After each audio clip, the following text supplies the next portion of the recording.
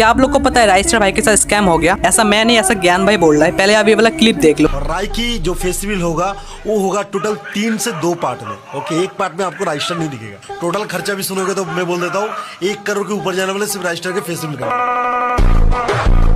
पर यहाँ पर इंस्टा पे एक वीडियो वायरल हो रहा है जहाँ पर लोग बता रहे हैं कि ये राइस्टर है। पहले वो वाला क्लिप आप देख लो।